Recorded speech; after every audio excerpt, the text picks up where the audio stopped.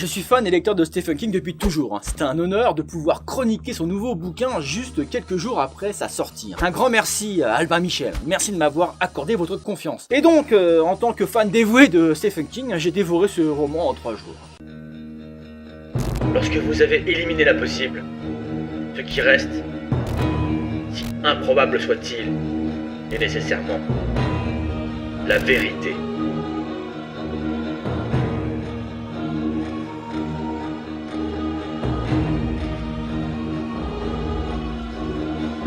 Frankie Peterson, un jeune garçon de 11 ans qui a été violé et partiellement dévoré, est retrouvé mort dans un parc de la petite ville de Flint City, dans l'Oklahoma. Quoi? Dans l'Oklahoma? Pas dans le Maine? Sans déconner? Ouais bah il a le droit de voyager, non? Roadmaster, ça se passe en Pennsylvanie, et je te parle même pas de la Tour Sombre, hein. Ok.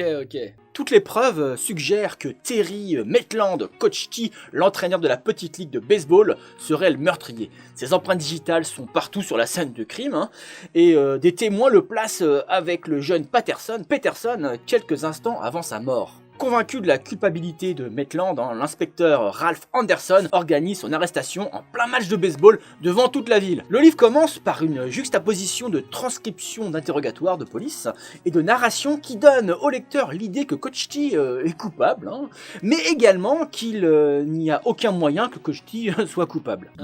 La première moitié de l'Outsider, complètement addictive, s'inscrit dans l'esprit de son excellente trilogie avec Bill Hodges. Je ne voyais pas trop où King m'emmenait, mais la balade dans la petite ville de Flint City vaut le détour.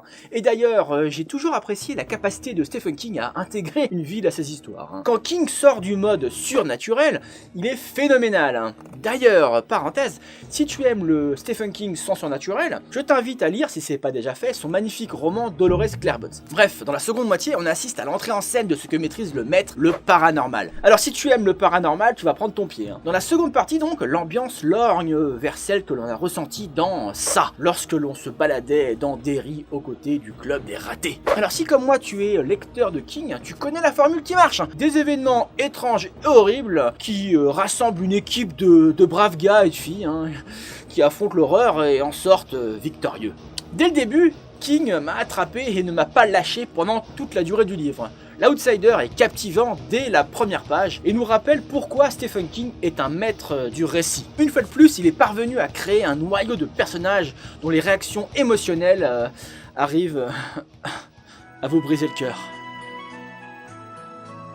L'Outsider est l'un des récits les plus convaincants que j'ai lus dernièrement, et la façon dont King construit son intrigue, passant sans effort d'un roman policier classique à l'horreur, et en injectant suffisamment de cliffhanger pour garder les lecteurs vigilants, est magistral. Ce gars-là sait comment écrire, C'est effrayant, déchirant et captivant. Rayez la mention inutile.